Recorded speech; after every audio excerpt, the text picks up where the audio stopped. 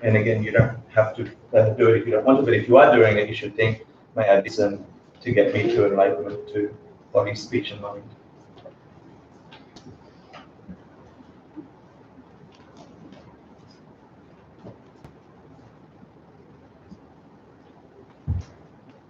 I'm sorry for the evangelical look.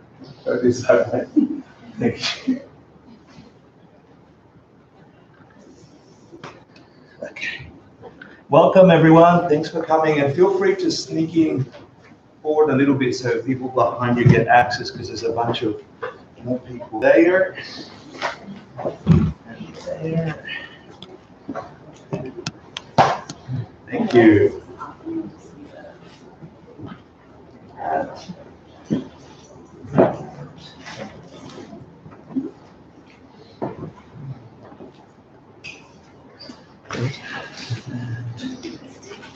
Put that there.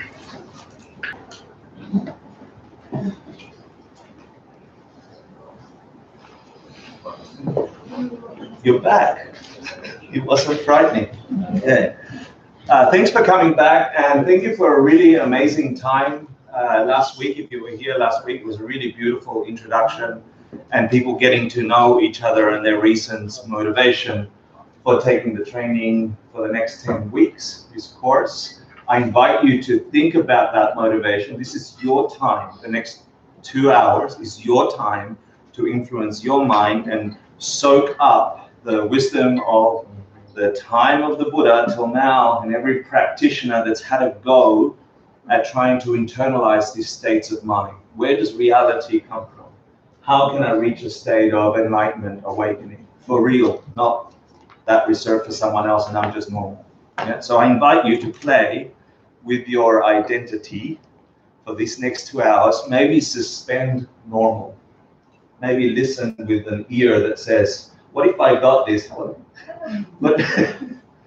if I got this in a way that literally liberated my mind from all the things that are pissing me off, that are particular. This sutra, this text, is giving us the mechanics of why that's a possibility, so we get a double whammy. So I invite you just for a second to think about your motivation for really, how can you use this technology and can you access it? To do that, today's actually class 1, last week was get to know each other. To do that, like I mentioned last time, we're using the Tibetan Buddhist lineage tradition to say, can I do this for the sake of me getting to be the best I can, for the sake of everyone else? So if I figure it out, maybe my motivation for me, can I help other people figure it out too? If I can reach a state of enlightenment, maybe I can help other people do that too. As much as you can get that motivation, let's do that for the opening prayer. And again, you don't have to think about it as we're doing religion. Some people can think about it that way if they want a realization that could break open my normal and see this ultimate experience. What was that worth? And in this case, they've culturally said that's worth an entire universe, this mandala offering thing, an entire universe perfected, filled with gold and jewels, and I give that to whatever it is that turns on a teaching in my mind. So let's begin. Sorry, I just remembered Leah. But the idea is like, let's bring that motivation to the forefront. And Stephen will be the umse. Sashir Pukir Jishin Etotra Viraling Shir Yindem Padi Sange Shindu Miteruargi Dropen Namda Shinmachu Parsho Idam Guru Ratnamandala Kamniryaptayami Sange Shridam Soki Choknamba Chanchu Bardu Dakni Daksuchi Dahir Shinyan Gipesanamki Drola Venchir Sange Sangye Shirang Soki Choknamba Janchu Bardu Dakni Kapsuchi Daki Shunyan Gipesananki Drola Benchir Sangye Drupasho Sangye Shirang Soki Choknamba Janchu Bardu Dakni Kapsuchi Daki Shunyan Gipesananki Rola Benchir Sangye Drupasho.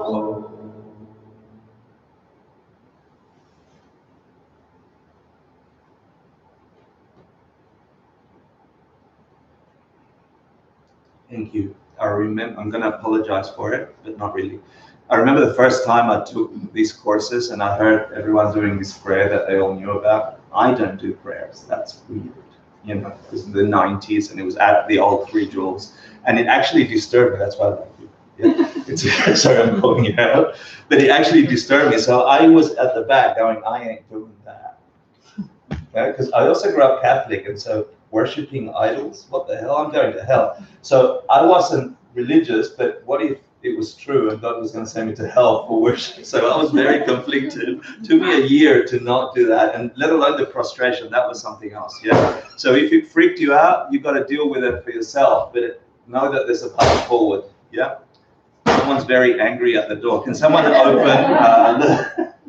Someone move the ladder, and then the door can open. No, it's fine. It's the chairs were falling. Oh, nice. Yeah. Okay, so remember at the beginning I said, please give yourself 2 hours to try and be a different being. I invite you for 2 hours to challenge your, if that triggered you, which I hope it did for some of you. I'm not looking that way anymore.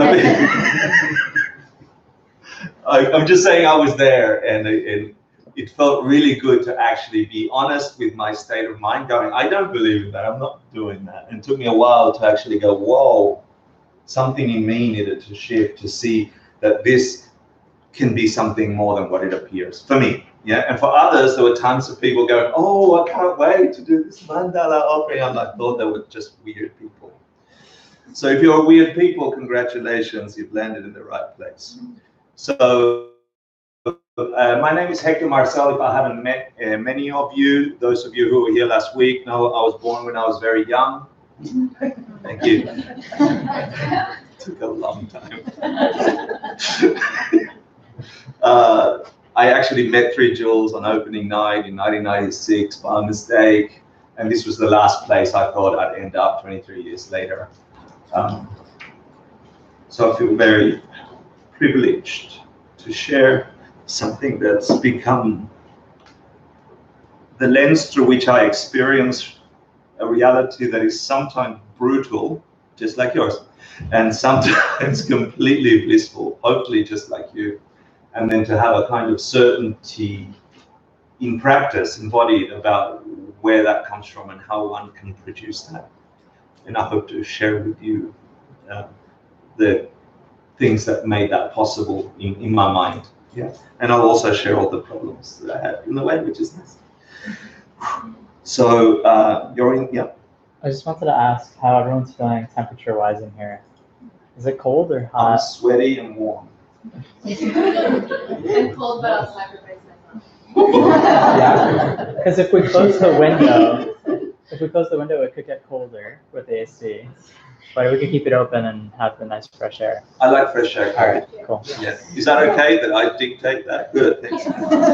Like, I just heard myself. Like, if you're like any other creature on the planet, there's aspects of your life that are not yet fully formed, ideas about where the world comes from, what's possible, what's not. If you're like anybody else in the world, you've learned from your parents, society, school, that you should not ask difficult questions. Things happen because they happen, yeah? And here we'll challenge them, hopefully you'll get to play with them. We'll take it step at a time.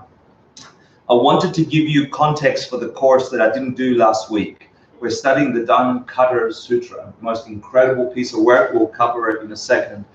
But it's part of an 18-course series called the Asian Classics Institute, ACI courses. It took me 7 years to teach that at 3 Jewels. I finished last year teaching a 7-year curriculum of 18 courses. A bunch of people are still graduating, doing the homework, the quizzes, the finals, and getting certified, getting certificates. So I want to give you just a touch of an idea of what would bring one's mind to the Diamond Cutter Sutra course, which deals all about the most profound understanding of emptiness, this elusive thing that is in Eastern philosophy and in Buddhism in particular. Yeah. So the first ACI course is called the 3 Principal Paths, or the Principal Teachings of Buddhism, the Lamson Namsun letter by Tsongkhapa in the 1400s, 1400s. And it really covers the basic states of mind that one should develop to move from normal human to an enlightened, awakened being, a Buddha. Yeah. So it says you have to develop 3 states of mind. So it gives you a very rough image, although it's beautifully, if you know the words, you can pull out the details. It gives you these 3 states of mind you should develop. And it says renunciation, being sick and tired of things not working, and still believing that you could find a way to make them work. Like, I'm sick and tired of trying to get happy with a new job or a new partner, or doing the same old thing that didn't work before to try and get it to work again, giving that up, the renunciation, to simplify it. And then it says you should also develop a state of mind, a lens through which you look at the world, where you're not just wishing happiness for yourself and that those things won't work, so you're looking for a way that things actually work for yourself. You should think of all the other creatures crawling on this planet, humans and other beings alike, who are forever walking around searching for the next thing that will satisfy that insatiable need. Yeah. So the second state of mind in this text is saying you should develop what they call bodhicitta, this wish to wake up for the sake of you and everyone else. Yeah. And then the third state of mind that this text tells us to develop is wisdom, correct view, the view that where do things really come from? Yeah. And this is the understanding of emptiness and causation, emptiness and karma, which this course, ACI 6, the Diamond Cutter, goes into detail, like beautiful, mind-bending detail, and I hope that we leave a little dizzy every evening. Yeah. But once that framework's been placed there, ACI 1, the first course, then we go into this idea of what's protection, what protects us from harmful things. And they call this course Buddhist refuge, and it's the idea of taking refuge in something that will actually protect you from things that you don't want. And they call that Buddhist refuge, and it's a long story. But emptiness has everything to do with that course. So then there's a understanding of what does the Buddha jewel, the Dharma jewel, and the Sangha jewel, Buddha, Dharma, Sangha, what does that got to do with protecting my mind? And it's all around emptiness. And this course, the one we're doing now, if you've done this course, the Buddhist refuge, this ACI 6 course gives you so much more depth to that course than the one before. So they're sort of incremental. Does that make sense? Just to give you a sense of what you're stepping into and what came before. So it's on your homeworks, by the way. So you're like poised. And then imagine actually getting a map, like a map of the matrix. Yeah, someone gives you a map of the matrix before you took the red pill. We did that metaphor last week. Yeah, someone gave you a map of the matrix. The first course, ACI. Yeah? Develop these 3 states of mind. Yeah, Neo? No, not Neo. Yeah, Neo. Yeah, develop this. Here is a map, right? And then it's like, if you want to be protected in there, do these things. Think of Buddha, Dharma, Sangha, but not in the way that they sound. Like that Buddha over there, that statue, that's not going to save you. It can kill you if it dropped on you, right? It's not that they're talking about. They're talking about something else. That's metal. If it fell on your head, you die. Not protected. Yeah. So they're talking. True. So they're talking about something else, and it's got to do with emptiness. Oh, I can't get my head in there because I'm in the matrix. I haven't stepped out to see the map. Yeah. applied meditation is like, how do you navigate that map? The next course is all about, most of this stuff is happening in your conception, uncontrolled. You think it's all happening out there, but there's something in here that's projecting your reality in such a way that it feels real, like the Matrix. The applied meditation course, ACI 3, goes into the nuances of how you can get your mind focused on just the right thing to get your mind still enough to reflect what is really happening in reality. Because if you do, then you know what to do, how to navigate that map. And this course is what we're teaching as the foundation of our meditation teacher training coming up in 2 weeks. What was that? A commercial break. Yeah. There's 2 spots left, and if anyone's interested, come see me or see Stephen or see Rachel before the thing ends. 2 spots left. Meditation teacher training in detail, applied meditation 3. But it looks mostly at, stop trying to fix your world, all the problems and all the happiness out there. Stop moving the furniture around. People have been moving the furniture around for a long time. They left it like this for you. Yeah? Stop a little and go in there in your mind and see, how is your world being framed by your mind, uncontrolled? And can you do some actions of mind to see how that changes out there? So it's like the Matrix for real. You do some weird thing in your mind through meditation. First, you got to get your mind still enough, and then you can do some stuff in meditation, and you see the furniture change. Okay? It sounds magical, but you can have an experience where what you thought was one way, all of a sudden became another, and all that moved was your mind. And you're like, whoa, that wasn't a terrible relationship. That taught me how to do this. And all of a sudden, being hateful against your old partner becomes your biggest lesson. And you've figured it out. The partner still was a shithead. But for you, shithead became teacher. You changed something. And so this course, Applied Meditation, really lets us investigate that based on the other 2 courses. Make sense? Yeah. I'm giving you a kind of, we're reaching this thing called emptiness, the Dharmakara Sutra, but we've already done this stuff. Yeah? You haven't. No, some of you have. Then we do this course that is not done traditionally in the monastic system, because they already believe in past and future lives. They don't need proofs, but we are Westerners and we need proofs. So we go and look at their text and use logic and reasoning to see how mind is timeless, no beginning, no end. And we're just iterations of creatures that come and go, but something made you be a certain way when you came and popped into this world. You had certain tendencies, and they didn't come from mommy or daddy. They were highlighted by mommy and daddy and your school and whatever, but you were a particular person different to your siblings. Why? Because if it was the circumstances, all your siblings and you should be the same, right? So this course looks at proving the idea of past lives, and by implication, it proves you've got one coming after this. Some poor bastard is going to inherit all the crap you did in this life. And they're going to sit there going, why can't I make relationships work? It's thanks to you. Yeah?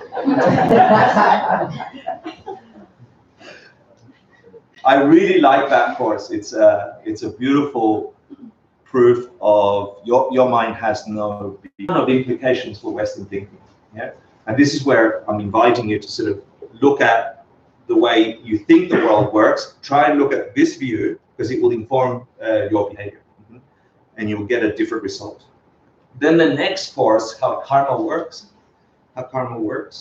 is an incredible course on, like, a summary really of karma being the movement of your mind and what follows, and how movements of your mind cause your reality. Yeah, karma meaning everything you say, do, or think leaves an imprint in your mind. Yeah, it leaves an imprint.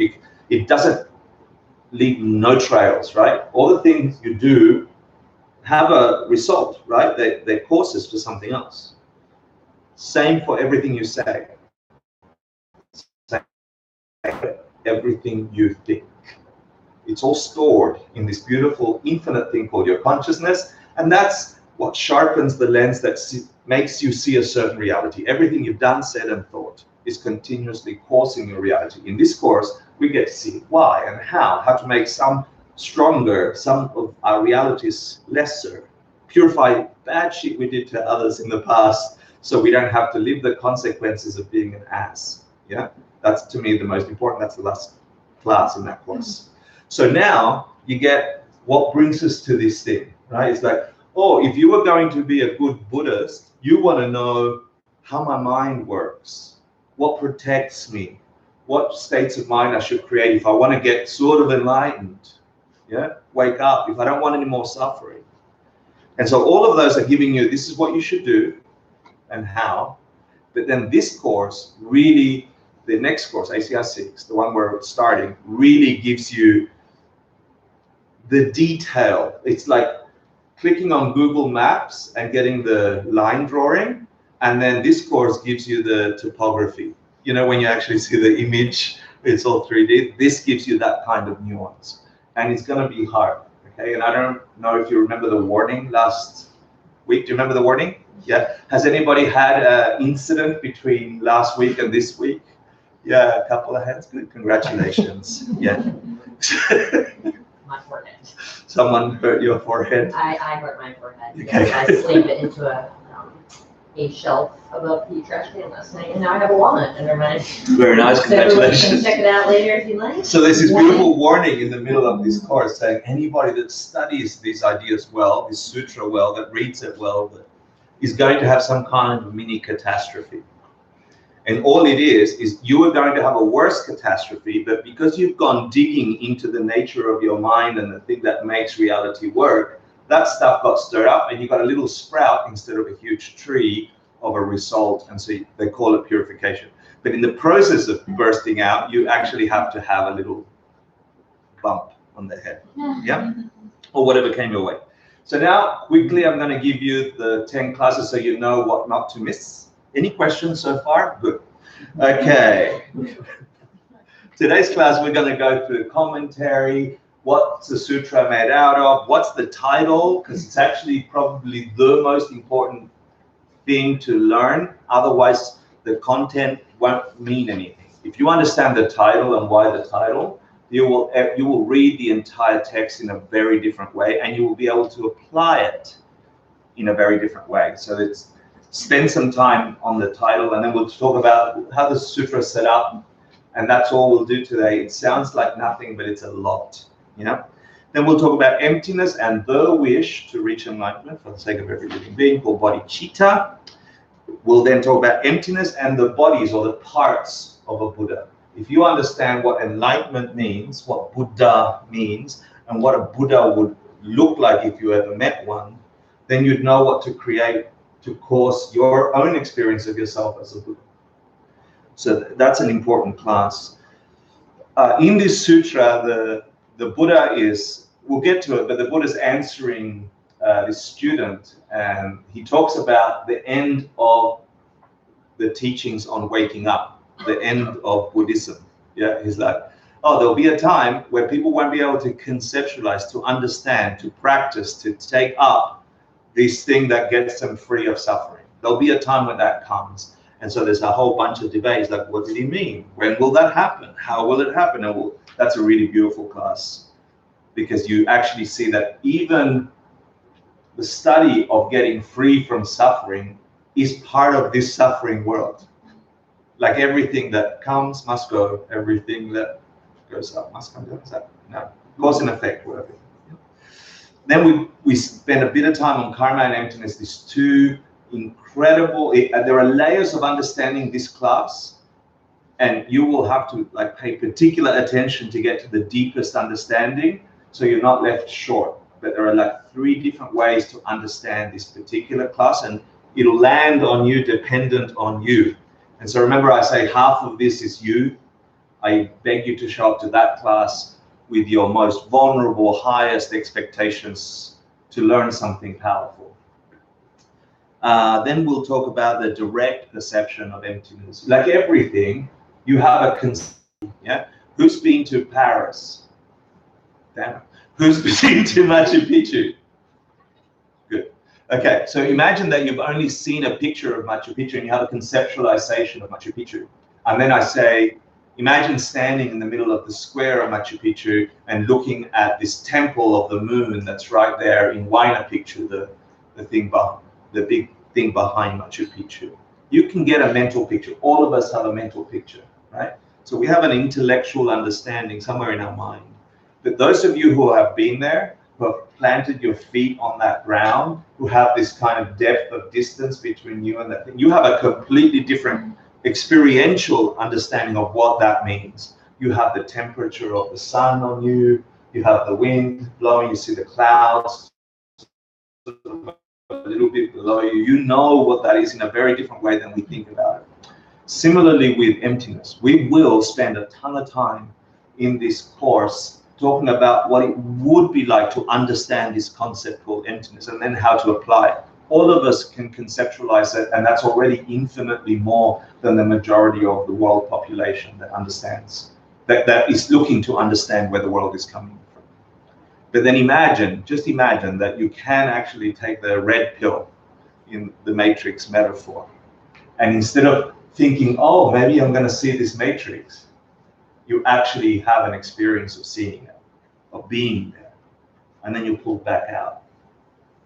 Imagine actually having such a visceral experience that it transforms who you are forever. You can't ever engage with the boyfriend and the job and the thing in the same way because you've seen something very, very different to what you thought you were going to see. Yeah, it's like losing your virginity. I don't know, anyone? No.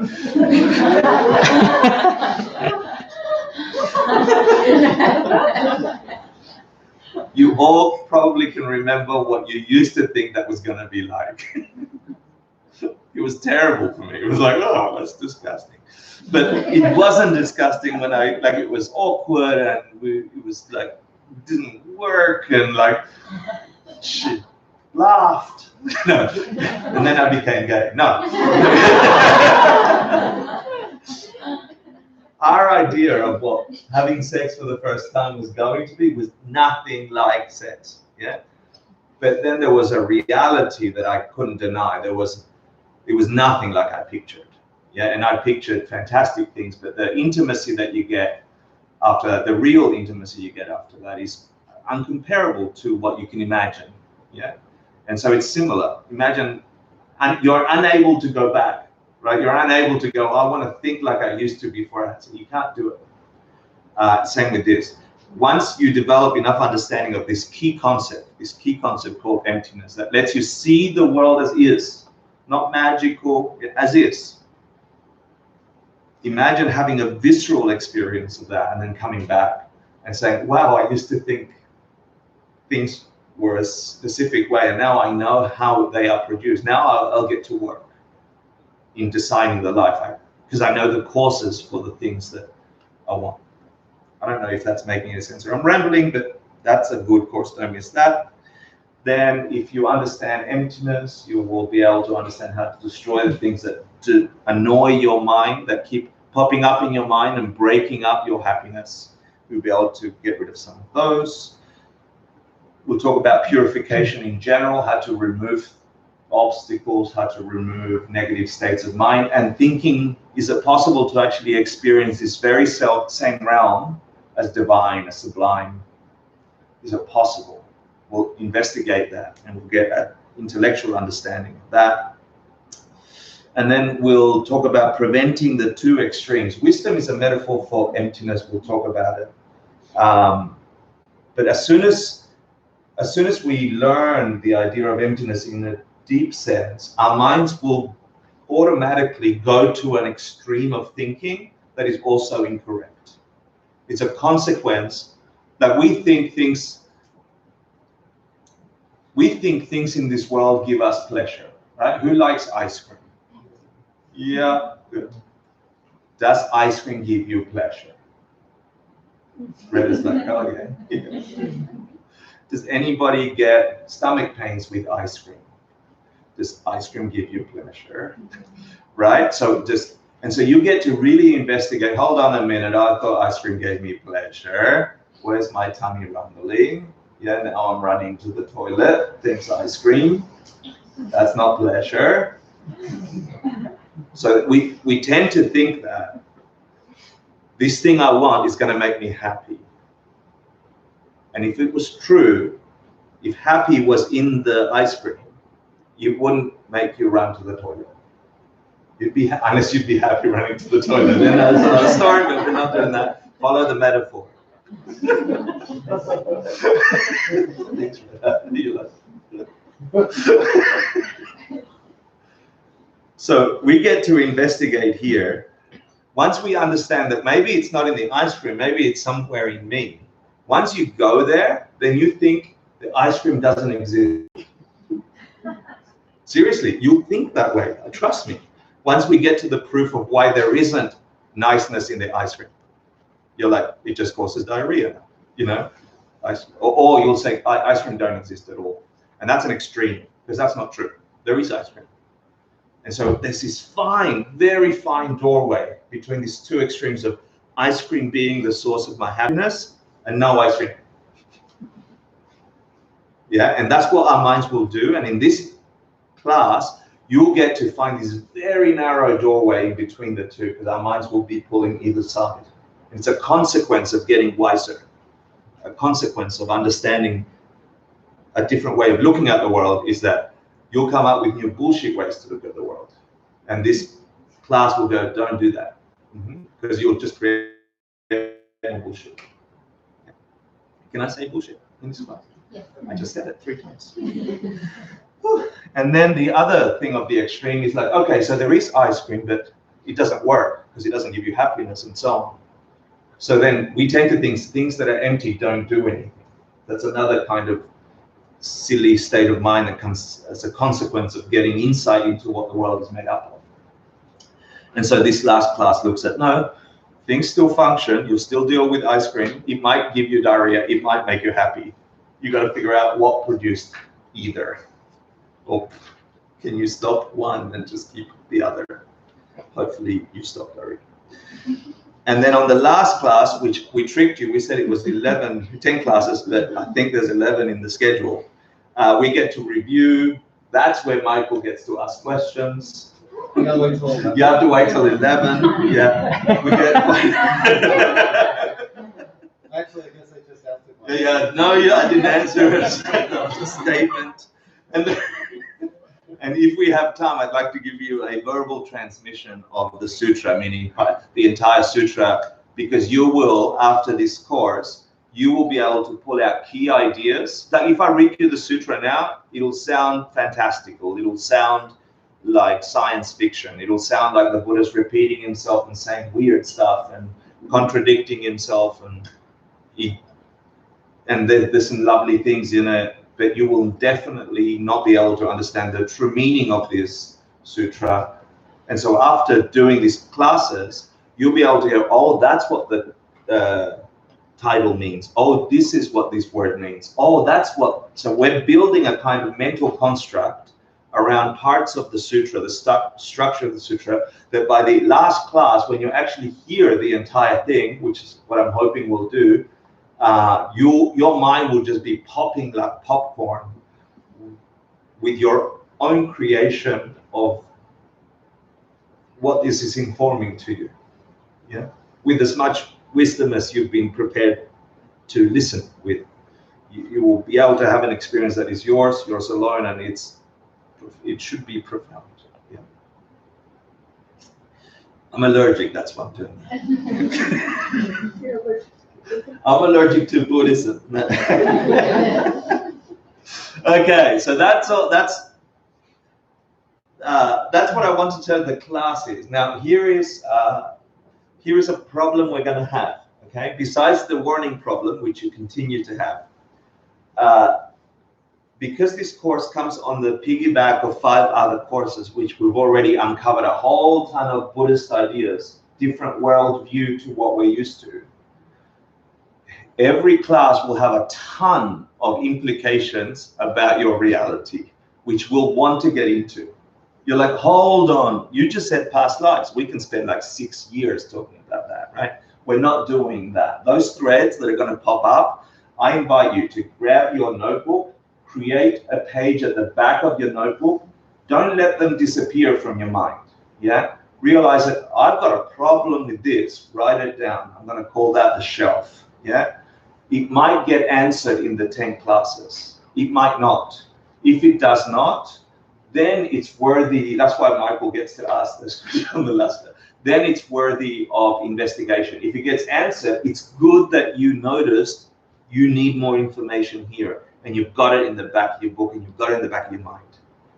Does that make sense? So we're going to pop up with literally lots of problems in your mental construct of how the world works, because we come here with a Western bias. We're not talking that anymore. We're talking the Buddha's point of view of how reality exists and what part you've got to play in it to not be normal, but be extraordinary, become enlightened, become a Buddha. That's what this is dealing with. And it's going to present you not a Western scientific point of view, it's also not going to present an illogical point of view.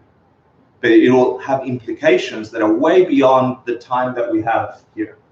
So you should, for you in particular, you might have 2 or 3 points that are particular to yours, and then she might have the same. So there's something in common about you. We should get that going. But for you, it's something else. Yeah. So please keep those notes at the back of your book, and then we'll see if they get eroded. Go read them after every class and go, oh, I got that one. I got that one. Yeah. And then lastly, please.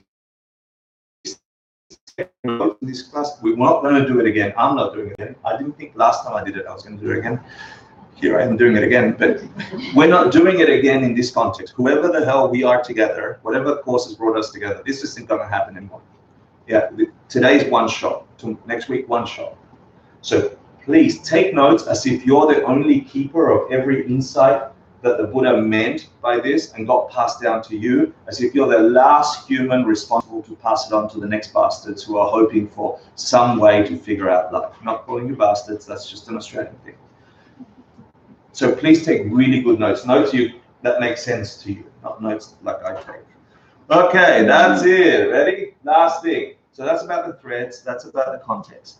Any questions for real? Any questions for real? Good.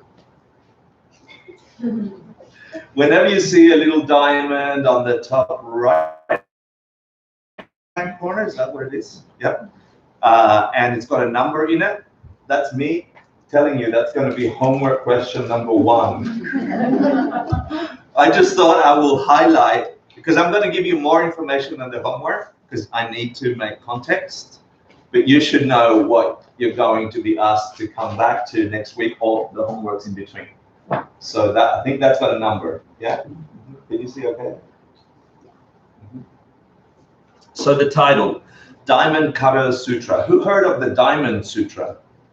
Who's heard of the Diamond Sutra? Yeah. Who's heard of the Diamond Cutter Sutra?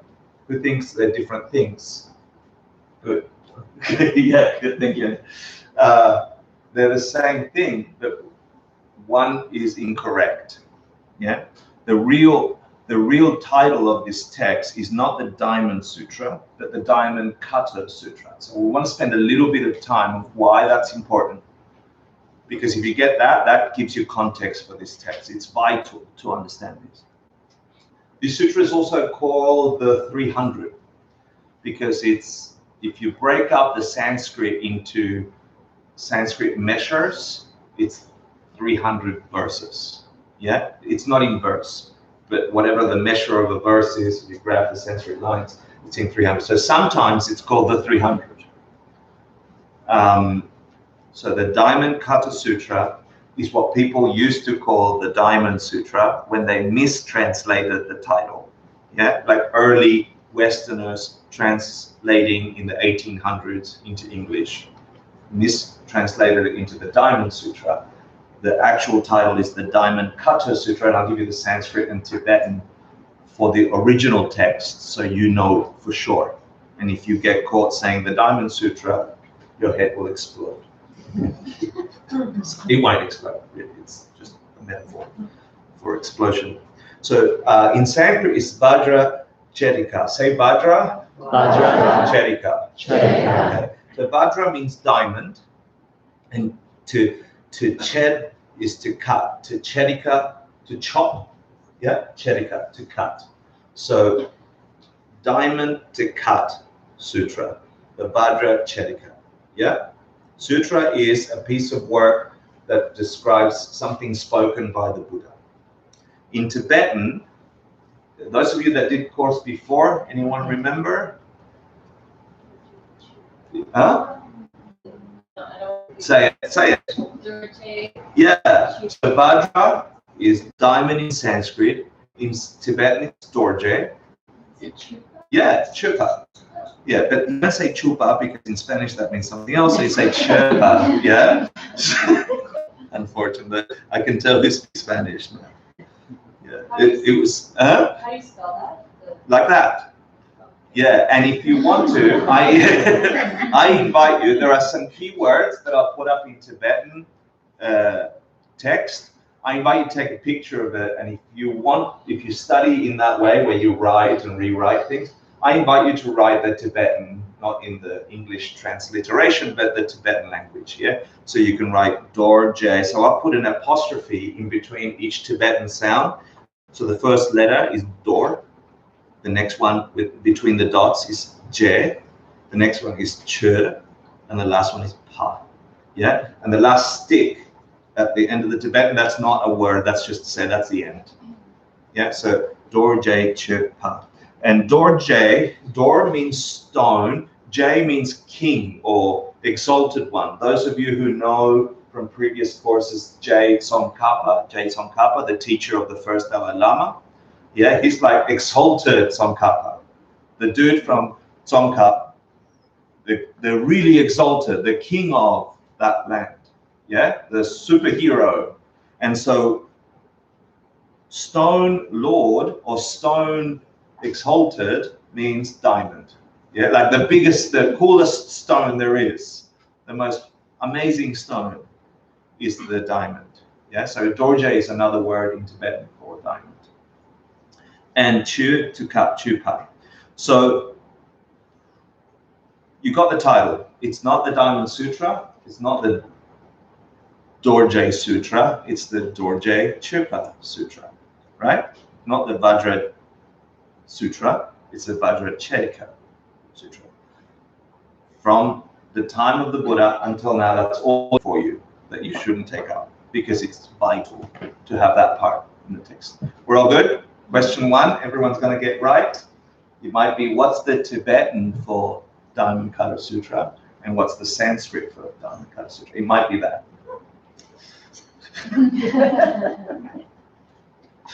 And so there are a couple of commentaries, and in the Tibetan Buddhist tradition, the commentaries are vital because they explain what is in the sutra like code. Yeah,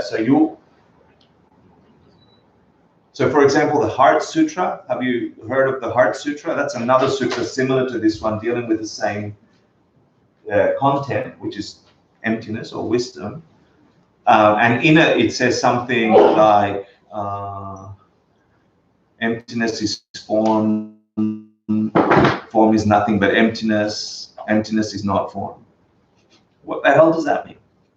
So if you didn't have a commentary, if you didn't have a written explanation, you might think that form is emptiness. Yeah? Or are they trying to say something else? And the commentaries help you understand that. And imagine trying to figure that out on your own. If you could really get enlightened based on those words, imagine you had to figure that out on your own. Or imagine you've got 2,500 years of people who have figured it out, and they're like, oh, if you want to hurry up and get an experience of getting enlightened, here is what it means. And then you've just saved 2,000 years, yeah, of trying. So that's why commentaries are important. Now, the sutra was spoken by the Buddha. We'll get to that towards the end of the class. And there's only 2 Indian commentaries, Indian meaning from the original Sanskrit when they first brought into Tibet a whole bunch of Sanskrit texts from India where the Buddha lived and spoke this sutra. And one was by Master Vasubandhu. For those of you who have done the course before, do you remember who Master Vasubandhu was? Anything else that he did that was famous? Mm-hmm. The Abhidharma Kosha. He wrote it around the year, same year, 350 AD, yeah. And that's like, it's called the Treasure House of Higher Knowledge. It's really a condensed version of all the essential sutras of the time. And all the Theravadan traditions use that sutra. So he's like the author and commentator of that. Not Master Asanga, like you'll see it in some of the ACI courses by mistake. And then the other Indian commentary is by Master Kamala Shila around 750 AD. And Master Kamala Shila is famous for he was from India. He was one of the early translators, commentators to go into Tibet when Tibet was picking up the Sanskrit wisdom of the Buddha and making it a cultural thing. Master Kamala Shila was a person invited to come to the court of the king in Tibet to solve a fundamental problem about Buddhist practice, a fundamental problem about what should we meditate on. And there was a Master Huasheng from China who was the proponent of the idea that was very common in Asia at the time, that you should meditate on nothing. You should empty your mind. When meditating, you should empty your mind. Try not to think. No content. Yeah, and Master Kamala Shila came from India to be part of that debate. And usually when there were feuds of key understandings like that, you'd have a public debate hosted by the king. It would take weeks. Lots of monastics would come and all the scholars would go, no, but you got it wrong. And no, you got it wrong. And they'd sort it out that way. And so Master Kamala Shila won that debate in around 750 AD in the court of the king in Tibet. And the view that you should meditate on nothing got banished completely from that tradition. Yeah, it's a mistaken view to think that you should empty out your mind. So he's famous for that reason. He's done a whole bunch of other commentaries. But if you study the ACI courses, you'll come across Mr. Kamala Shila.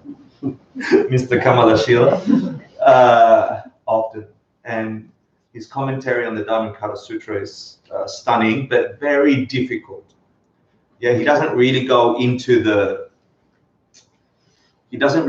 mechanics of the sutra. He uses it to have more of a philosophical debate about different schools of thought in the Buddhist world. Yeah, but it's good source of material for further commentaries.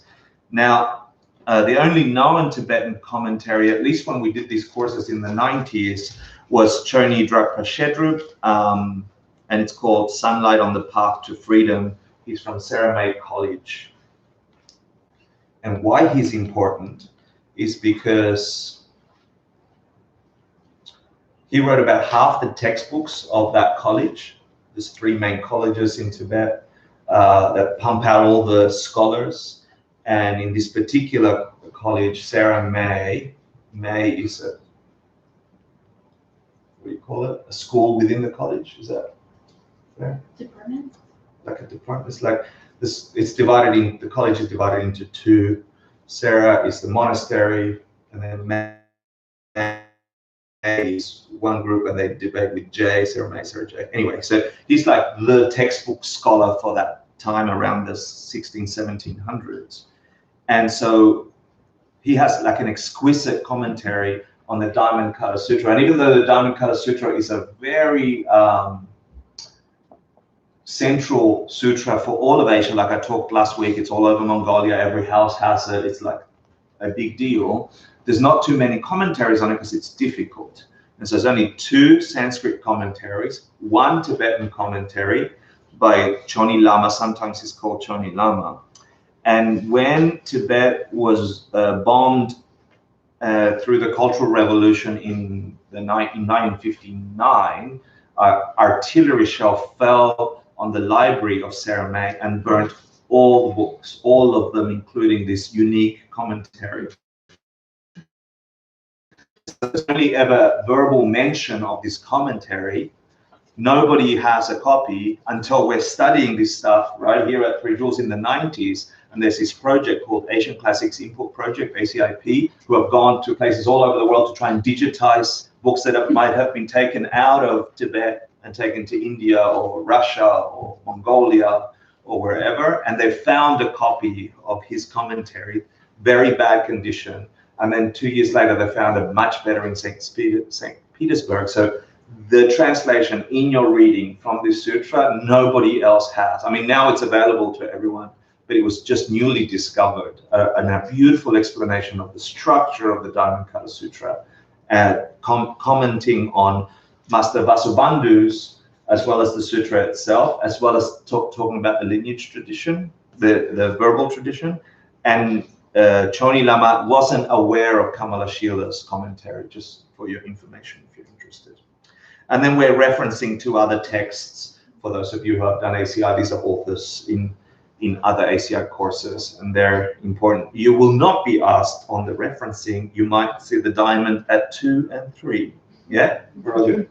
So you get the idea that what you're getting is extremely authentic, extremely important. I've been trying to build it up, and it's become a central tenet of all Buddhist thought, particularly the Buddhist thought of the current Dalai Lama, the Majjhimika Prasangika school of Buddhism, if you know what that means. Yeah, for those of you who have done that study.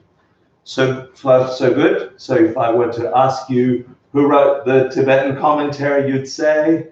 Choni Lama. Good, Choni Lama. I'll take it. If I asked you what the name of the sutra is called? In Sanskrit? In Tibetan? You're all amazing. Good. Give me one more comment. No, I'm moving because that's up there. Okay. So the other thing you should know about the sutra before we dive in is it deals with the subject matter of emptiness, and that's it. There's a collection of works called Prajnaparamita sutras. Sutras dealing with the perfection of wisdom. Prajnaparamita, that's a Sanskrit word, perfection of wisdom. And the perfection of wisdom are books that in general deal with this. So the Heart Sutra is another sutra that deals with the perfection of wisdom. Yeah, the Lotus Sutra is another sutra piece of work. Yeah. So far, I'm just giving you what the book is. I know it's a little bit scholarly, but we'll get into the essence of it very shortly. But this is vital. You should know this. But you should also know that perfection of wisdom is a synonym for Dendam Dempa, yeah, which is a synonym for ultimate reality. That's what this sutra deals with, the matrix in the metaphor we're using. Yeah, we are living in a life that feels as if it's real in a solid sense out there. Ice cream makes you happy. But as soon as we go and investigate, we can't find happy inside ice cream. Why did it make me happy? What was it in particular about the ice cream that made me happy? Was it in the ice cream? And your answer has to be, No. Are you sure? Yeah. So you don't need any more ice cream? No, Hey, who said no? Why not? I like ice cream. But you like it, makes you happy. It doesn't make me necessarily. Still continue to have it. Okay, do you enjoy ice cream? Yes. Yeah. Does the enjoying come from the ice cream? No, so you don't need any more ice cream. It comes from the ice cream. It comes from the ice cream. Because I believe in the material world. I know you do, I know. Ice cream has sugar. But what I love about what you're saying is that it's true. We all, not just you, we all experience it that way. It is that way. It is happiness or joy or goodness or sweetness or whatever the yumminess is in ice cream. It's bloody ice cream. You're not getting it from poop. Yeah?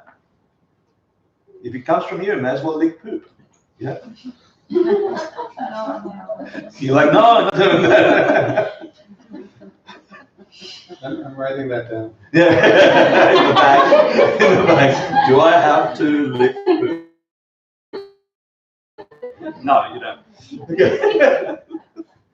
So there is a reality that is apparent. There's a reality that appears to it. The ice cream is giving me happy or joy, or what do you call it? I like it. Likeness. I don't know. This positive experience I'm getting from ice cream. Not from poop. Poop is bad. Don't want it. Yes, so we are forever in this kind of polarized. Don't want that. Want that. Don't want that. Want that. Don't want that. Want that. Forever we're doing that. Because we think things are out there possessing those qualities. That's why I want that boyfriend and not that boyfriend. That's why I want that job and not that job. Yet we have this discerning part of us, and we move towards things we like. We move away from things we don't like, because, like Michael said correctly, the ice cream is nice or terrible, whatever. I'm allergic to it, can't have it. Yeah? It's in the thing. This is the way we actually experience reality. That is how reality appears to us. And in this sutra, they say that's just a relative thing. That's just an illusion. You've heard that said before. It's not really, capital R, really in the ice cream. There is an ultimate reality.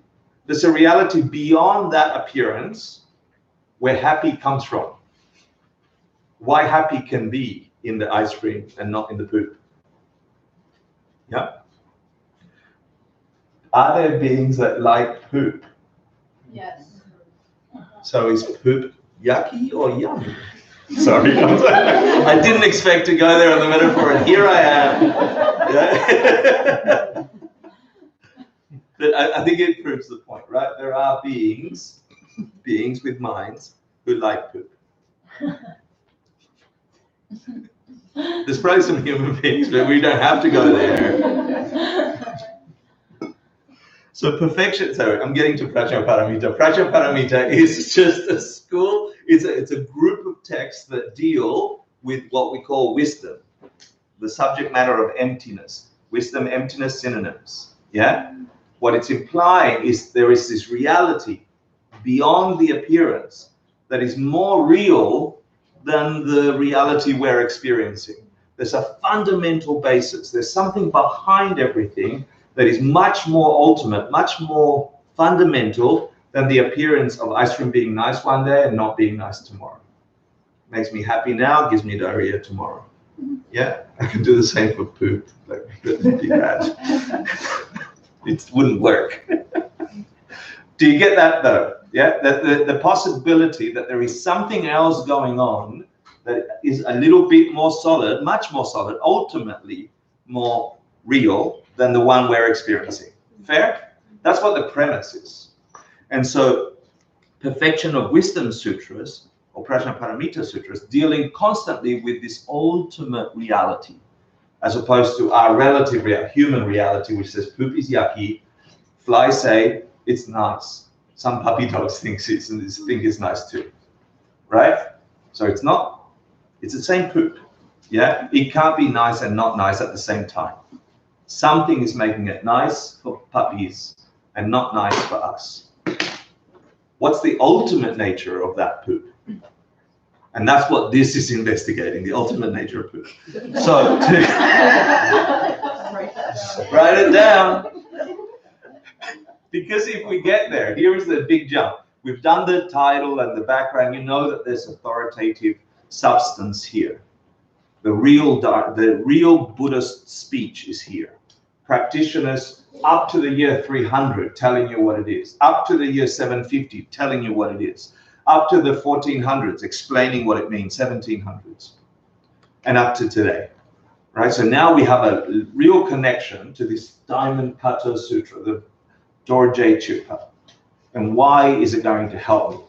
What the hell has all that got to do with poop? It's saying it deals with emptiness, which is the key to understanding everything. Thank you. And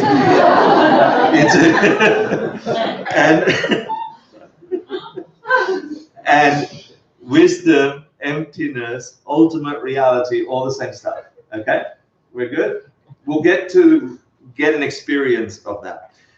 In order to explain why the title is vital and what's it got to do with ultimate reality, I need to give you a what's the time? I need to give you a little talk about a subject called the 5 paths. It's the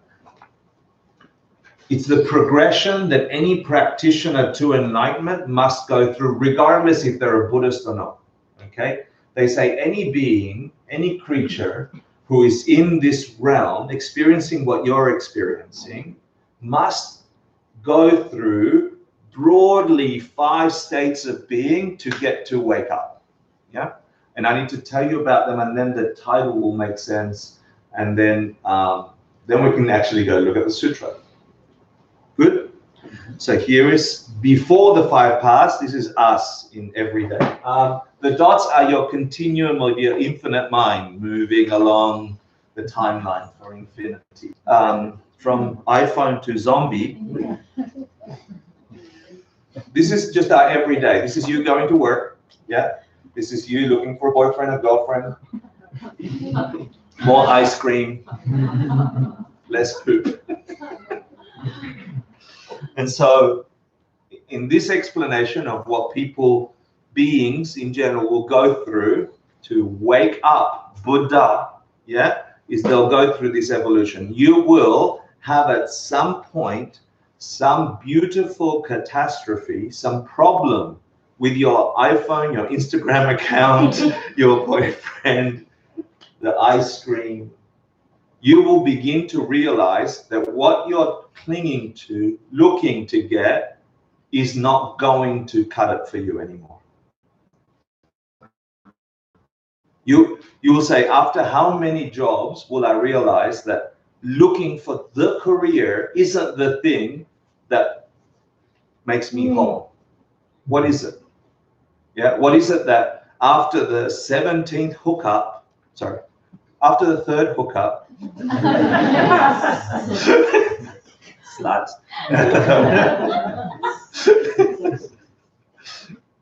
At what point am I sick and tired of scraping my face against the doesn't work concrete? Yeah, and I know I'm talking to people who have probably come into this room because you've had a little scrape with reality. Yeah, and the reality is at some point you'll realize that doing the same old that everyone else has already been doing for same old. You go to a nursing home, talk to a person that was 20 before. Go to a nursing home, talk to someone that had a career. Go to a nursing home, yeah, and ask them all the questions you want to ask about what you're about to do with your beautiful life. Go ahead. Go to several nursing homes to get triangulation. Yeah. You already know, yeah, there's something there, but it feels awkward. If you haven't had a nice tragedy yet, when it comes,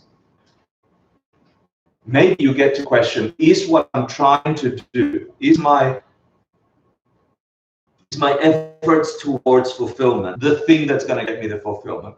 Is yummy in the ice cream? Or you can ask it the other way. Are the things that are pissing me off always out there, or is there something to do with me? Am I the common denominator of all these things? Is there something out there, or is there something in here? At some point, you're going to get sort of sick and tired of being hypnotized by a reality that isn't delivering. According to this system, we're all up for that soon. Hopefully sooner than later. Because the older you get, the less likely you're going to shift. You're already in an inertia towards your inevitable crash. This is the positive side of Buddhism. Welcome. Welcome, everyone. Someone asked the Dalai Lama, I remember when in the 90s, someone asked him, aren't you guys a little pessimistic?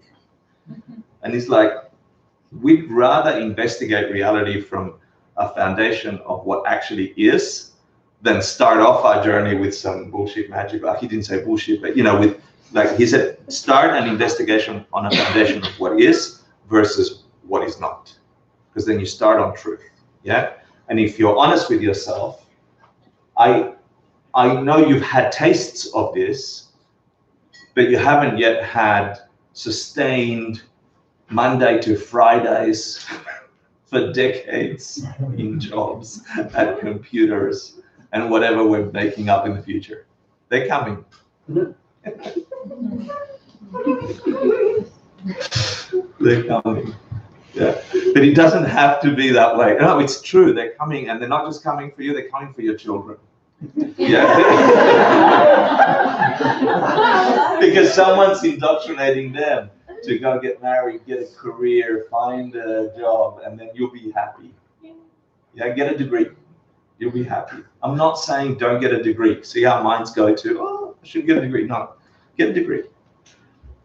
Don't think, sorry, I need to take a picture. Don't think that, sorry, I need to take a picture. Missy is like a lovely friend of mine. He's in a box in the little. Sorry, it threw me for a second. So it says on our path. Sorry, Missy. Thanks.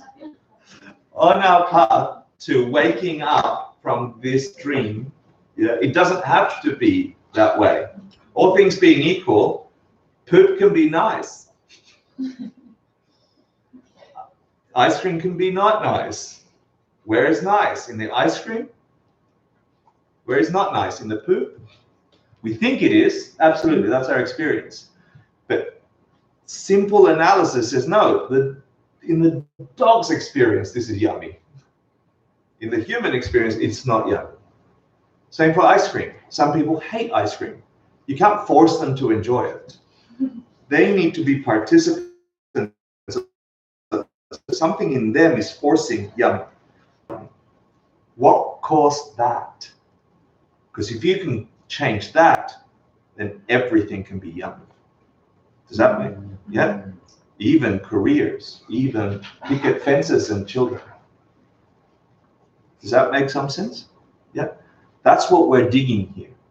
So what they're saying, and I need to get you to see this so then you'll see the importance of the sutra, is all things being equal, everybody that is trying to get rich fast and think that happiness is coming that way, their face will scrape slowly on the pavement. Everybody that's thinking sexy boyfriends or going to the gym, yeah? And that's what gets me happy, your face on the pavement. At some point it's coming. If we're hypnotized by thinking the world's going to create this happiness as doing the status quo, you're up for a nice surprise, they say. So then at some point, when your face hits the pavement, you enter the Buddhist path, they say.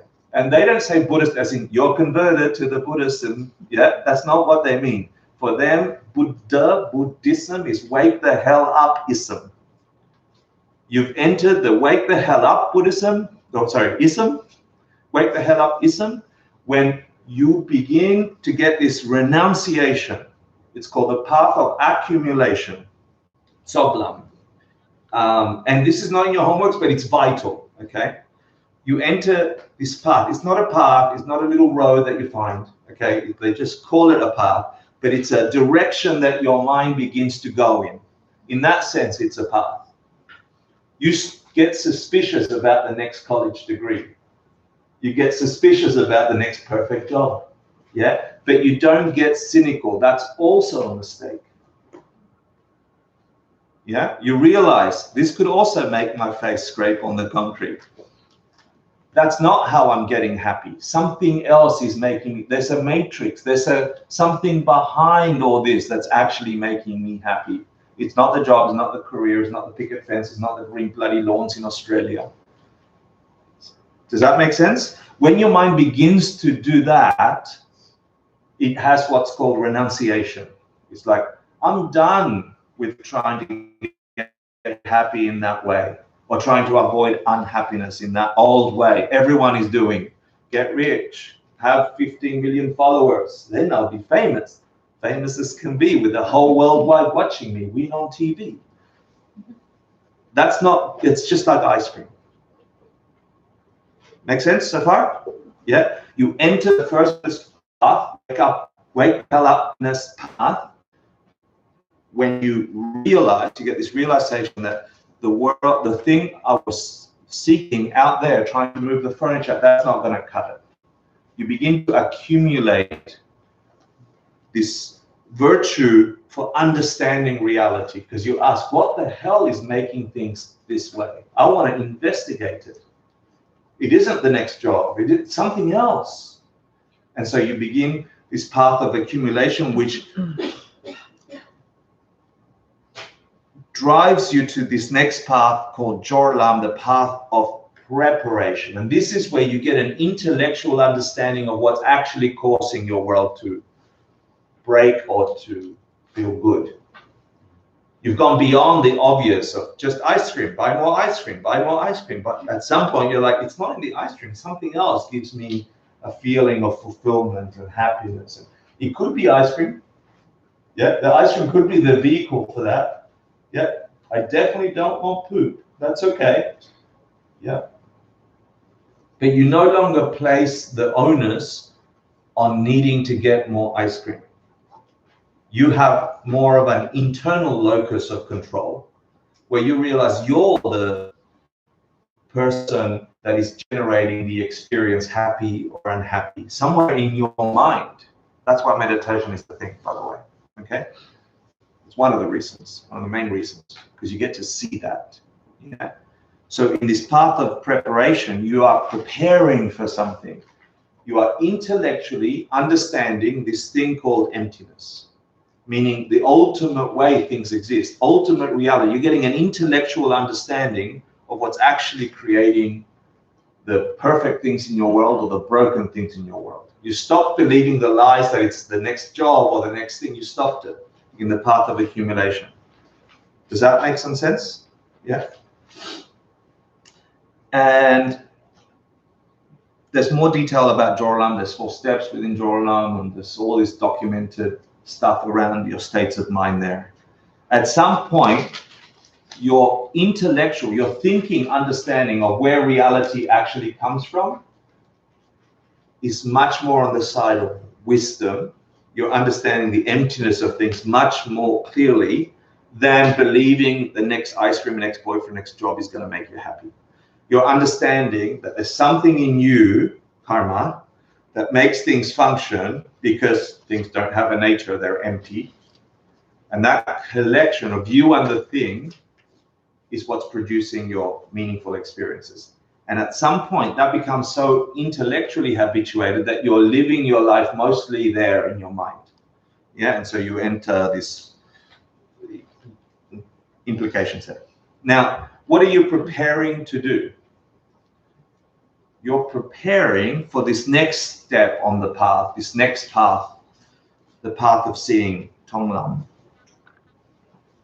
And in this path, you actually have a visceral experience in meditation of what is actually lying behind the reality of the appearance of reality you're having.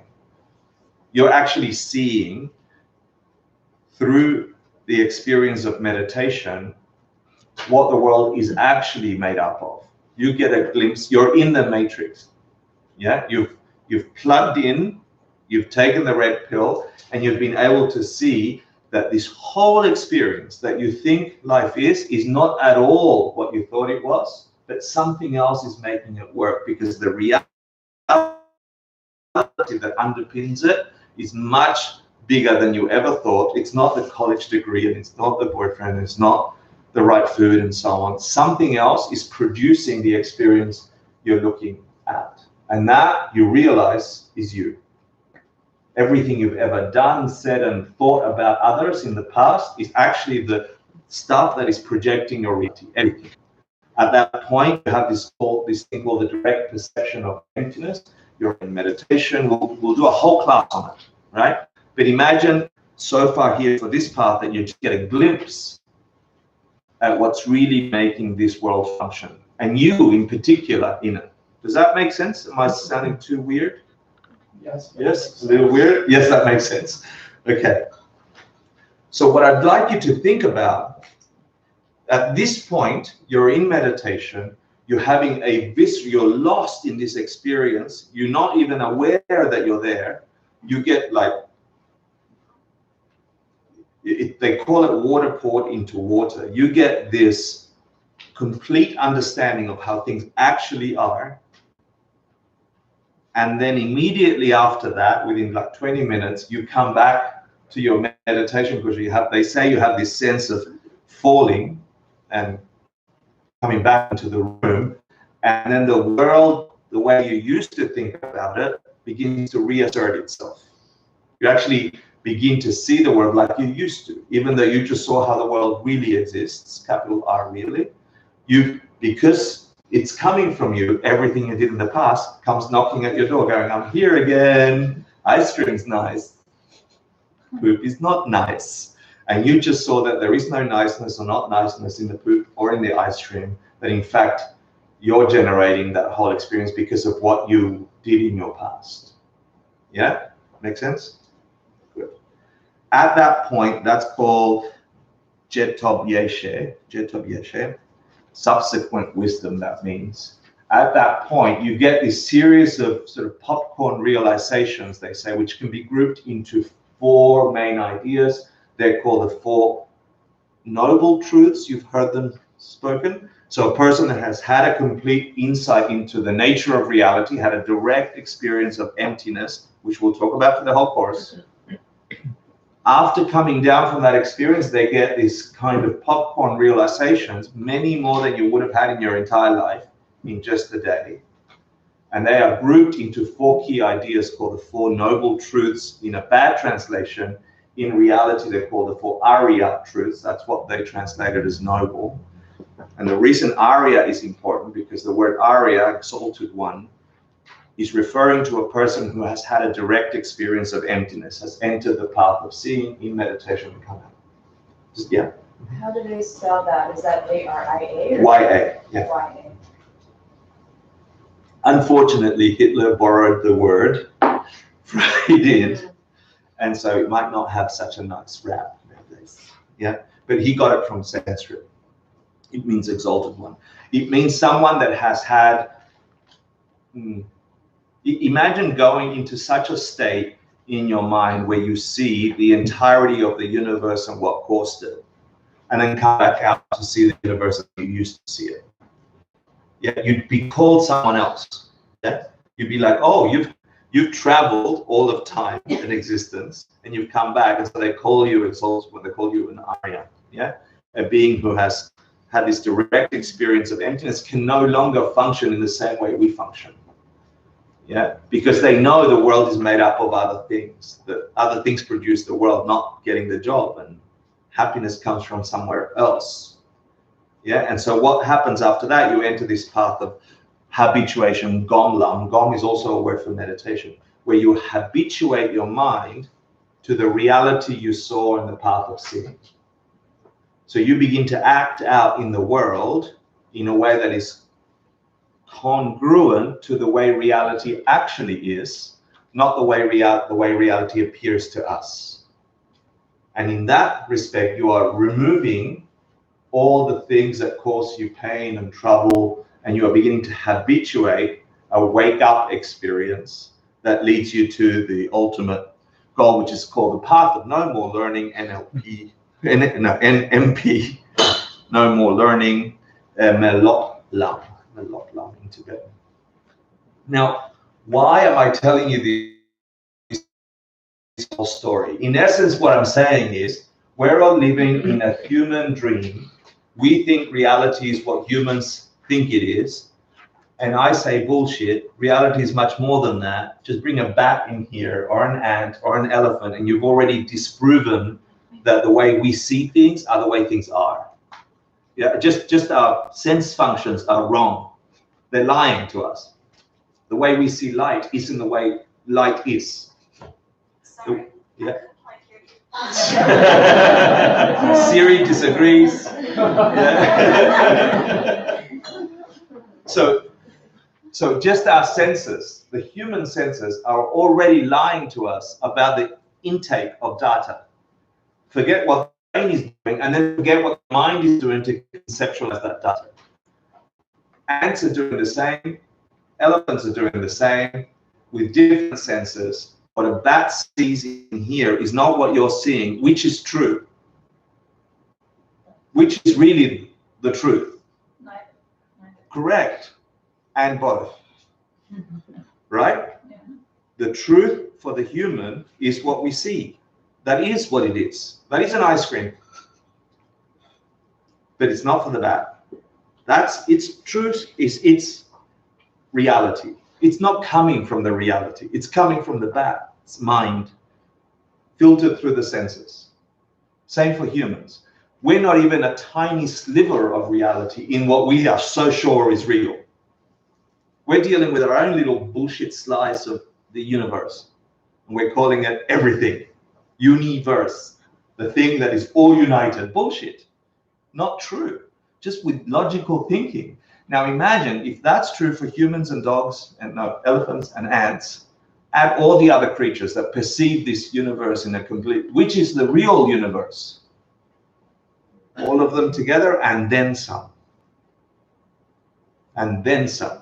So imagine with your mind, forget the senses. That's why we like shut the eyes, sit still, don't eat ice cream while you meditate.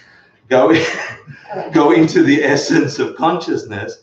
Can you perceive what must be?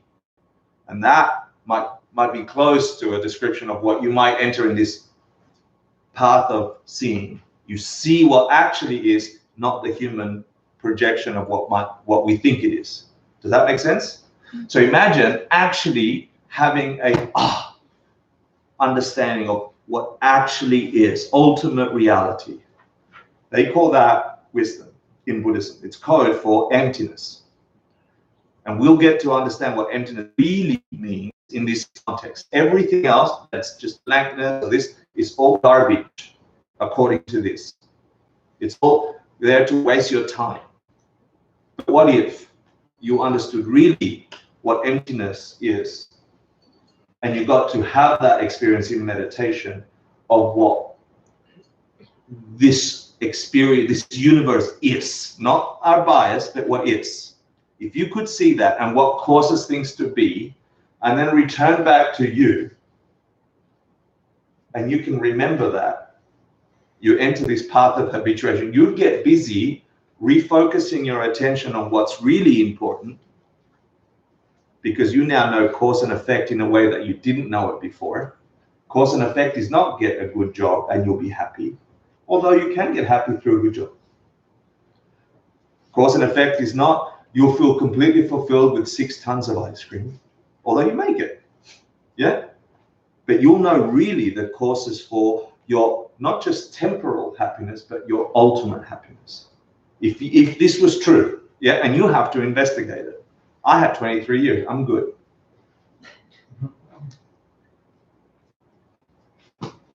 So I ask you to think for a second, logically, we're biased about our idea of the universe. 2,500 years of wake-upists are saying to you, go look for emptiness. Meditate, that's how you get to see it. You'll enter the path of seeing if you do blah, blah, blah.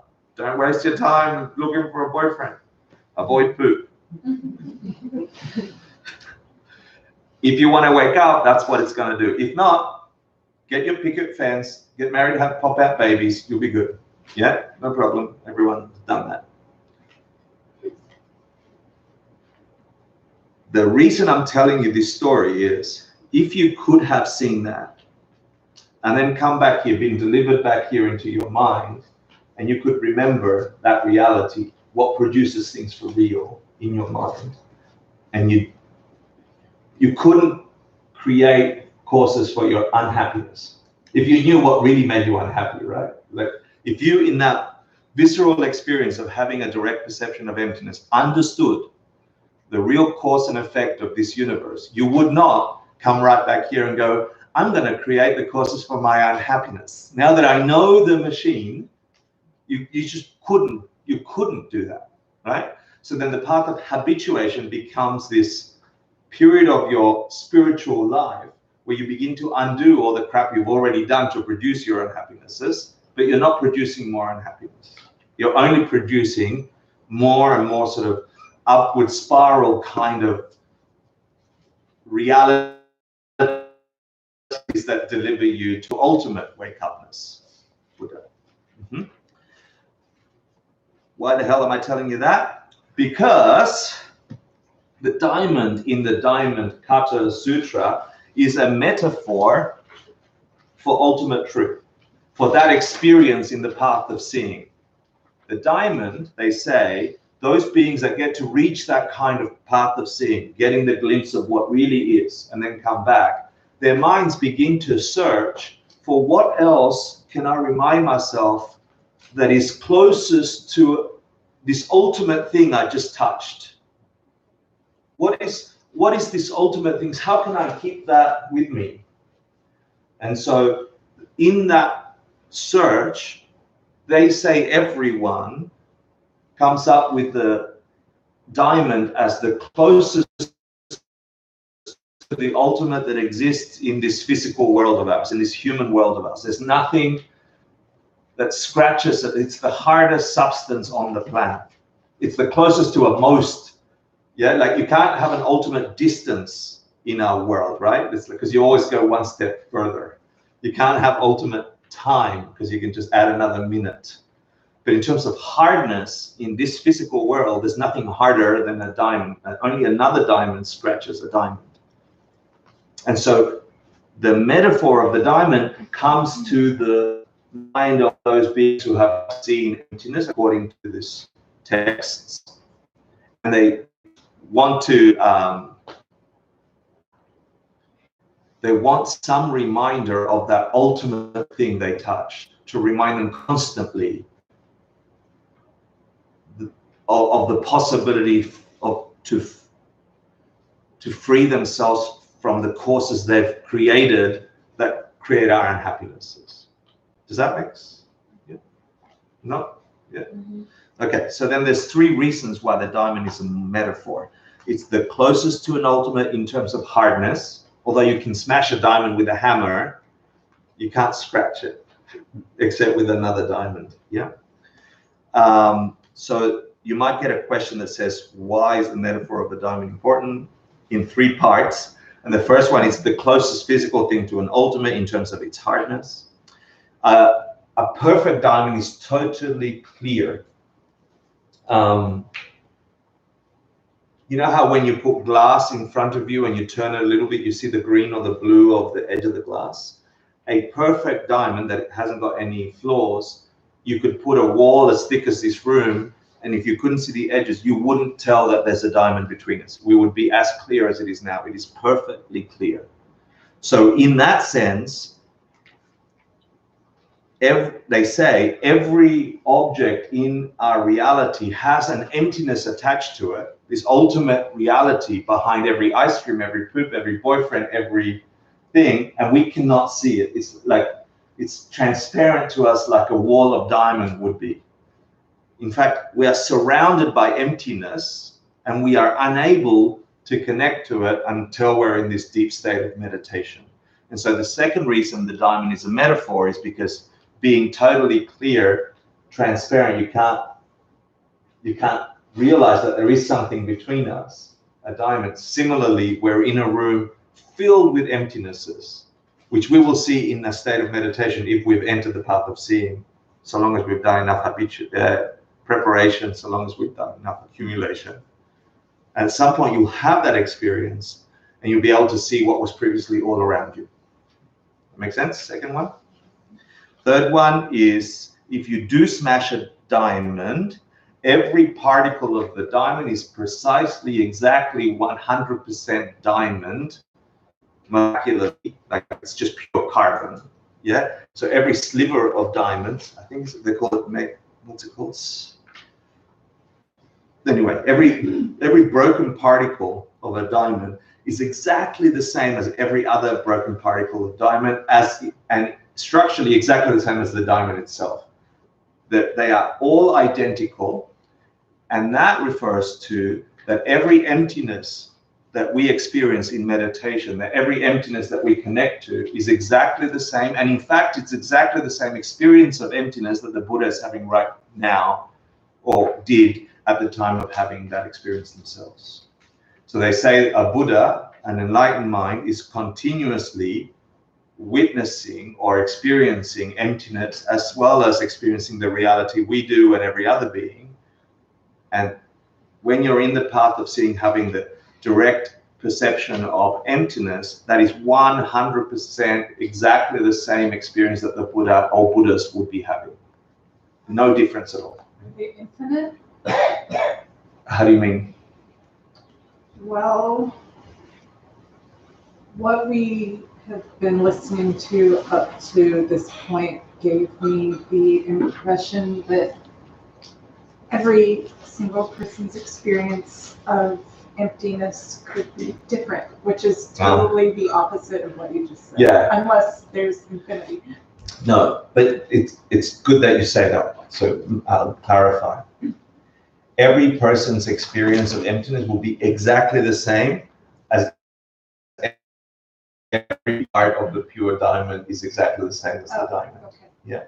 But prior to that experience of emptiness, so if you're having a direct experience of emptiness, which we have to understand what emptiness is, we'll get to it.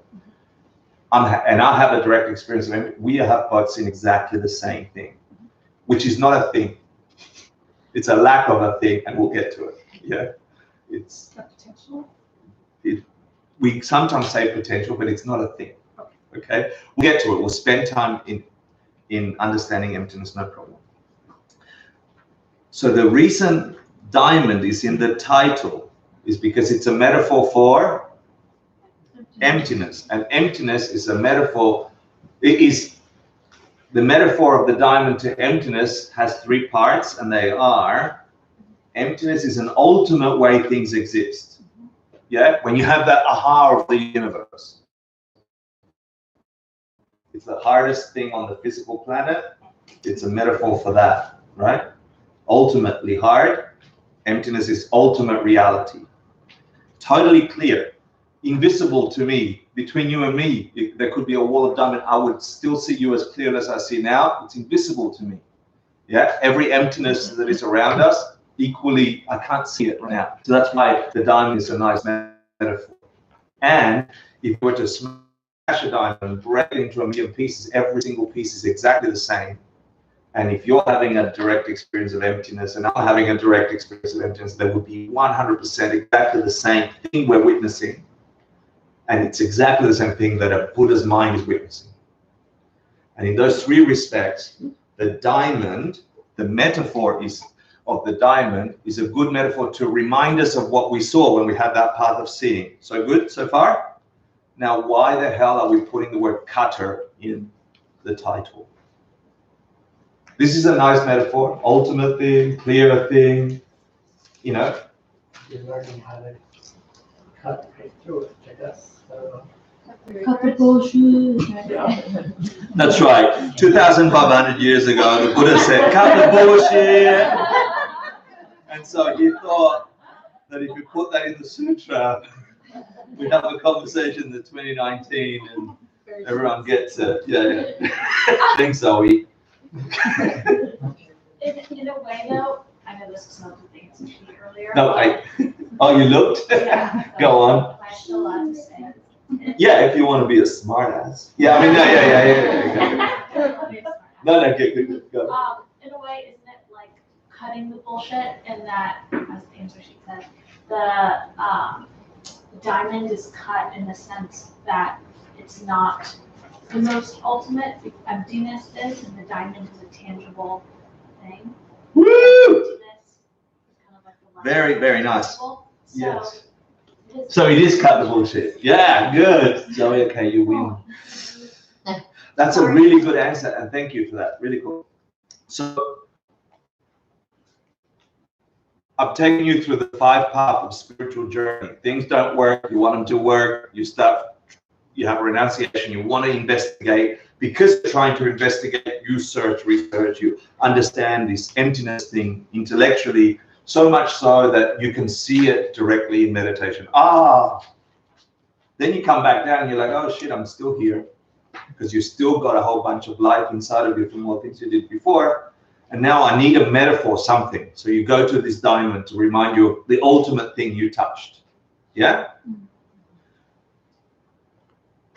When you realize that the diamond is a metaphor, the real experience, you also know at the same time that the real experience of the ultimate you touch is so far away from the ultimate that a diamond is.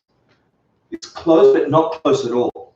It's the closest thing to emptiness you're ever going to find on this planet, but it's like between here and the sun close, not here in Bushwick. Yeah, it's that kind of difference. You realize it's so far away from the ultimate you actually experienced that it cuts the metaphor. Diamond cutter. The experience, the direct experience of emptiness, the direct experience of seeing that ultimate thing, touching this ultimate thing, breaks any metaphor at all of any worldly thing, including the hardest thing you could ever find here, a diamond. So in a sense, if you don't put the word cutter in the title, you're missing the entire point of this whole sutra, which says understanding the words that are coming next will let you destroy any kind of worldly metaphor about what really you could reach. Imagine I'm going to learn the Diamond Sutra. Let me find a nice world where I can make this world just perfect. Nothing else, just this world. Yeah? I'm going to go collect diamonds. It doesn't make sense. But if you understand that it's referring to the path of seeing, referring to ultimate reality, wisdom, prajna paramita, and the experience of that, the visceral experience you have in meditation, destroys the closest thing you could ever find on planet Earth that is ultimate. The ultimate you'll get is every diamond that could ever exist here. And in that sense, having cutter in the title frames your whole reading of the entire thing, all of it. And so it's the closest thing, but in normal and yet not close at all. And so the diamond is cut. We cut the bullshit. Yeah, which was correct. It's true.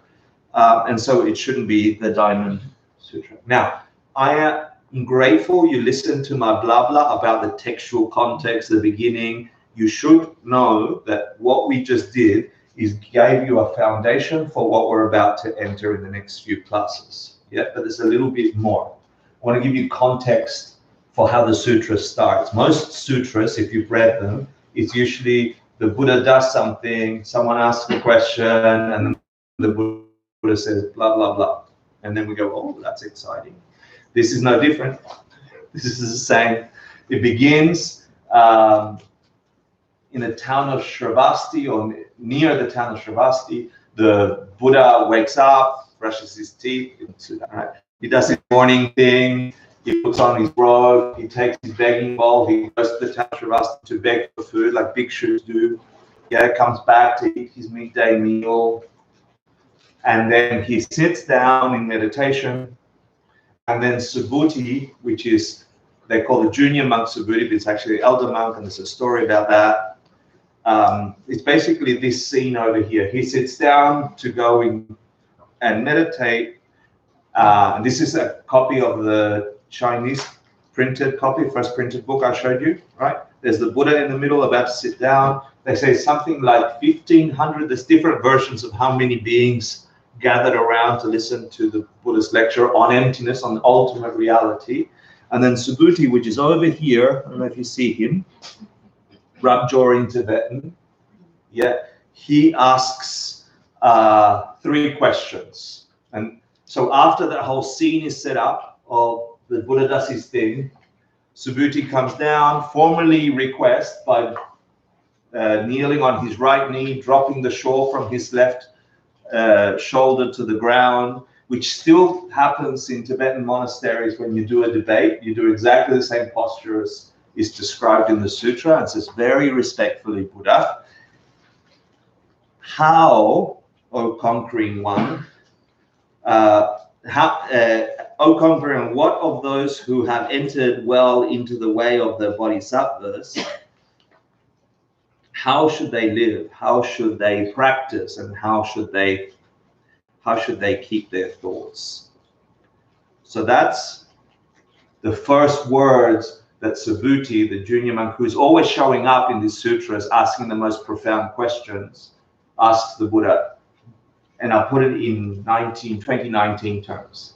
Imagine meeting a being who knows absolutely everything, who could give you just the right answer, yeah, who has been enlightened, woke up, and you get a chance to ask them a question. And in this sutra, the question that gets asked is, these beings called bodhisattvas, and bodhisattvas are beings who want to wake up, want to reach enlightenment for the sake of themselves and everybody else. Yeah, this is called the Mahayana path. We'll cover it in the next few courses, actually next class.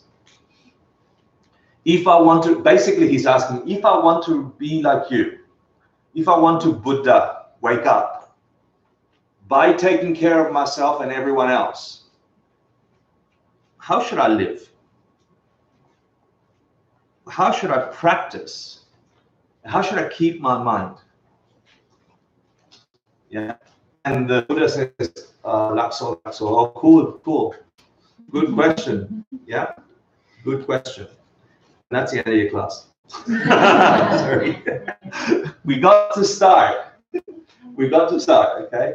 It's the Buddha's about to say something profound to him that will confuse him. And you. And that's how he begins to unravel. He's going to say, oh, you want to taste ice cream? You must look at ice cream as poop. Or ice cream. Something like that, but he doesn't do anything like that.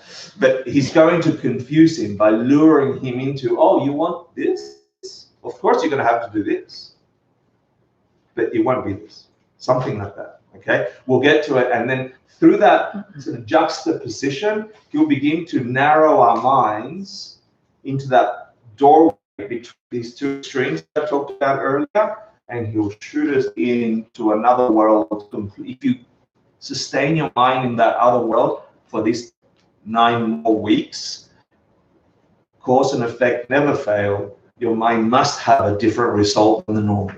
Yeah, that's why I keep saying turn up to these classes for 10 weeks, give yourself 2 hours of not normal.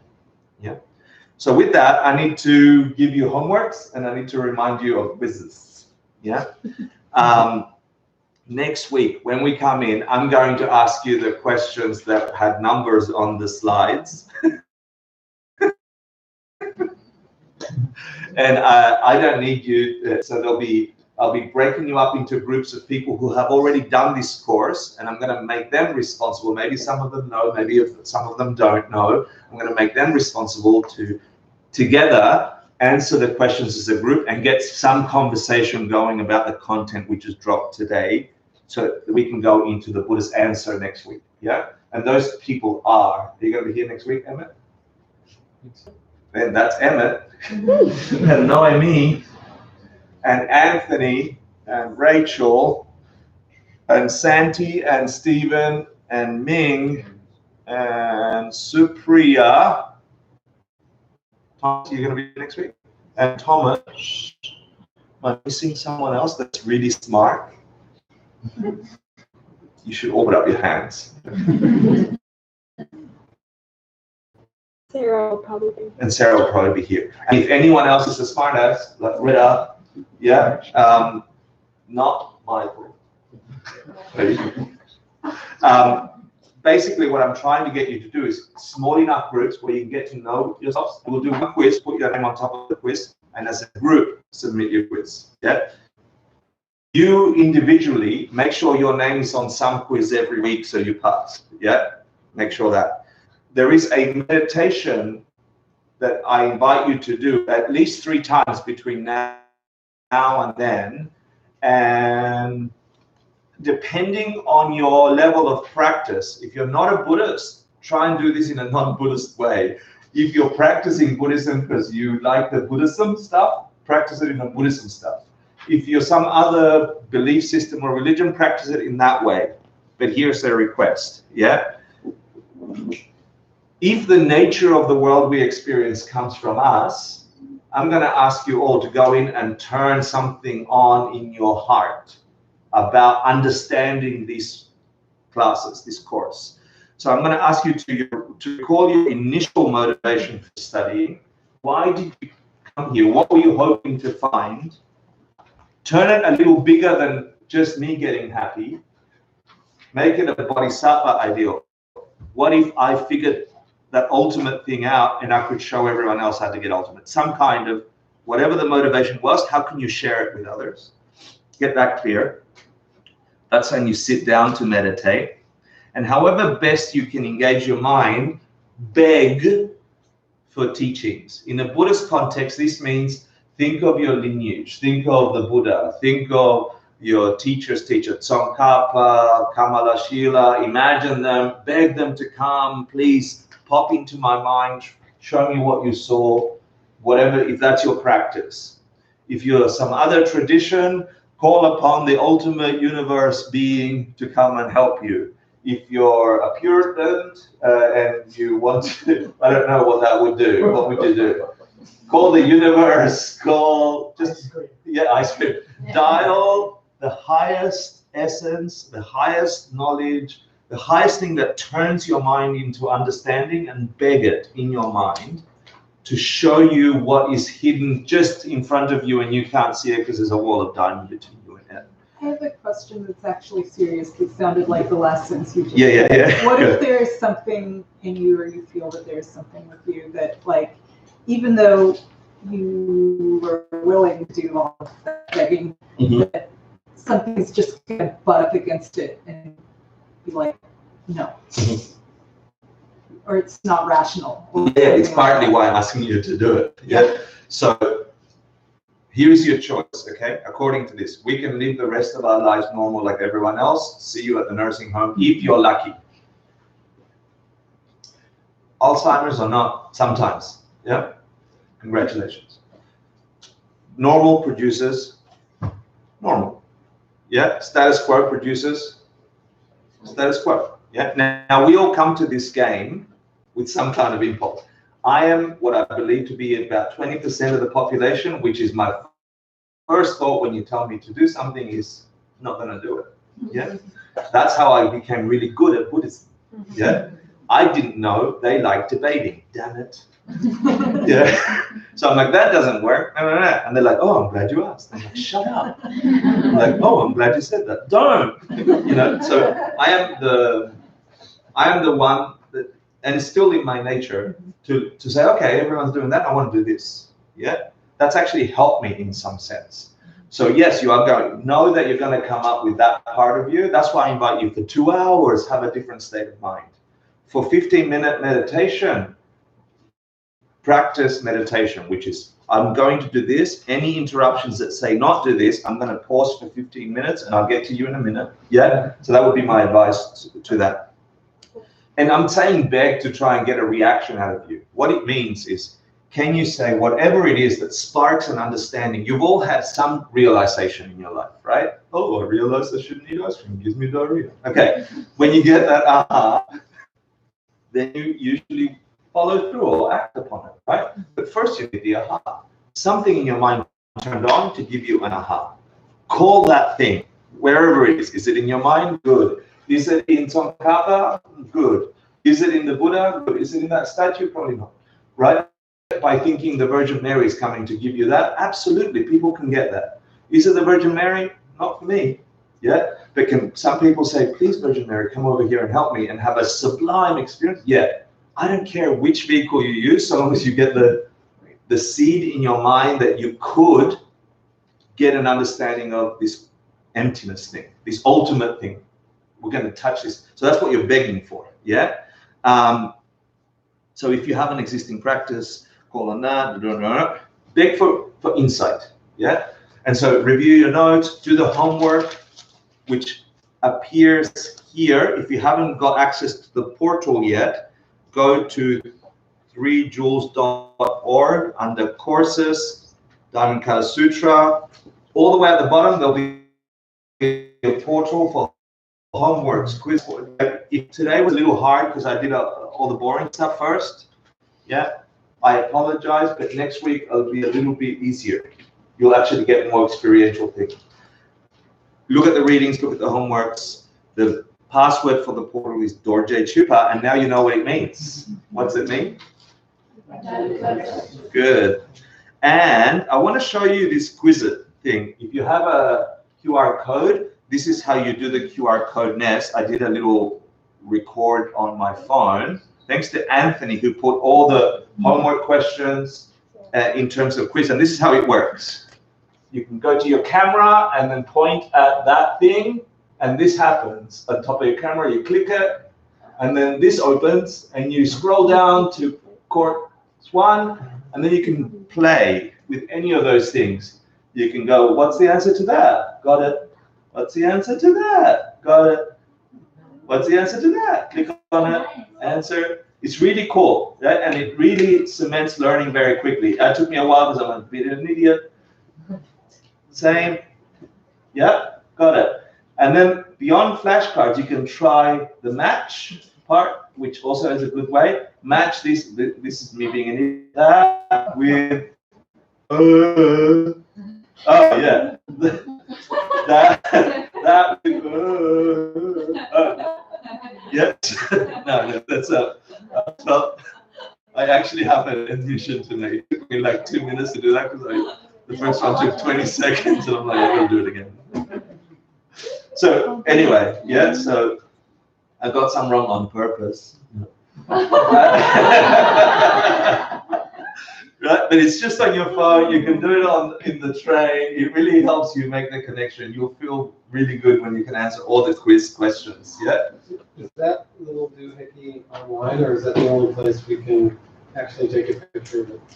It is on the email he sent. Did everyone get an email? Yeah. If you didn't get an email from me last week, or if you just signed up after last week, I'll send another email. Actually, just talk to me after class. I'll make a list and make sure you get it, because it has that and all the other information that he had up there before. Yeah, so it has the website and so on. And it's really, please give yourself the time to look at another view of the world, and you might get a glimpse at another universe.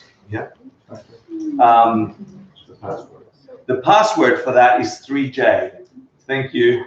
Doesn't it go automatically? No, I guess Once you need a password. once, then you Yeah, and it's on his email. The number 3 and the letter J is the password. Sorry. Got it. Thank you. And now, finally, let's seal off the class formally in Tibetan style with a dedication, meaning whatever insight you got, whatever possibilities you saw, give them away before you screw it up. Yeah. So then it's in the bank of growth rather than I turn it into poop. Yeah. So Stephen. Sashi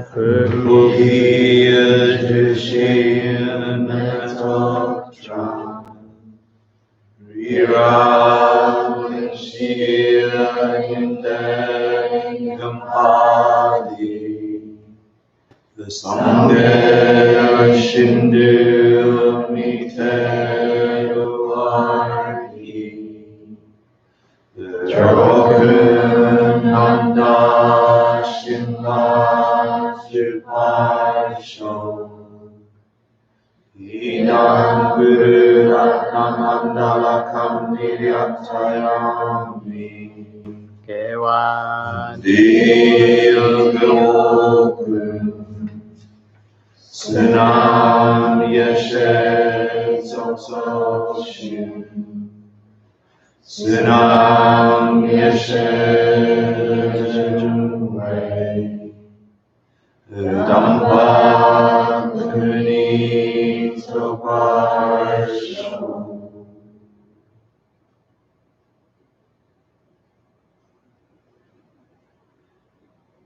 I'm really grateful that you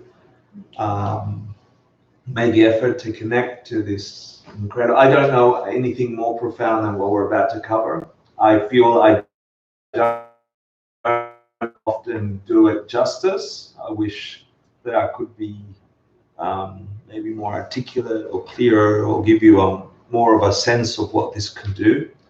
I don't want to do anything else with my life but to share the experiences that this has given me in the years of making efforts. And if you just get a taste of it, I think it's a good life.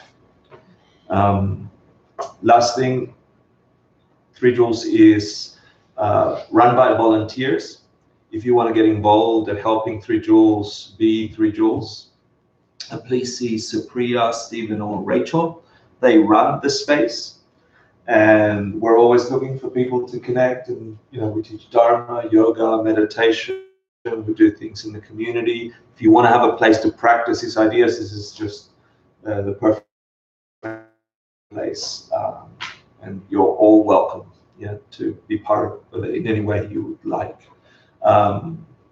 Meditation teacher training. I'm being puppeted here by Rachel. Thank you.